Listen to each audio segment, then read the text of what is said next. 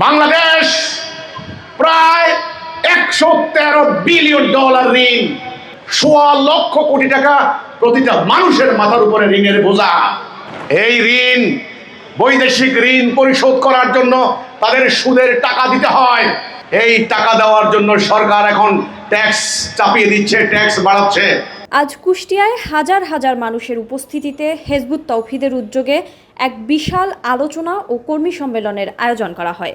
অনুষ্ঠানে সভাপতিত্ব করেন হিজবুত তৌহিদের খুলনা বিভাগীয় সভাপতি তানভীর আহমেদ। প্রধান অতিথি হিসেবে উপস্থিত ছিলেন হিজবুত তৌহিদের শীর্ষ নেতা হোসেন মোহাম্মদ সেলিম। বক্তব্যে তিনি বলেন, আমরা আল্লাহর প্রতিনিধি, কিন্তু আজ সমাজে আল্লাহর দ্বীন প্রতিষ্ঠিত নেই। আমরা হিজবুত তৌহিদ আল্লাহর জমিনে আল্লাহর দ্বীন প্রতিষ্ঠার লক্ষ্যে কাজ করছি।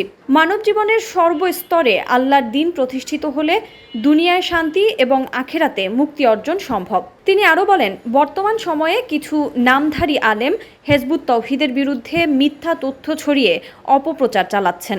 এমনকি প্রকাশ্যে আমাদের জবাই করে হত্যার কথাও বলা হচ্ছে, কিন্তু আমরা আল্লাহর পথে শহীদ হওয়ার জন্যই প্রস্তুত। এসব ভয় ভীতি প্রদর্শন করে আমাদের দমিয়ে রাখা যাবে না।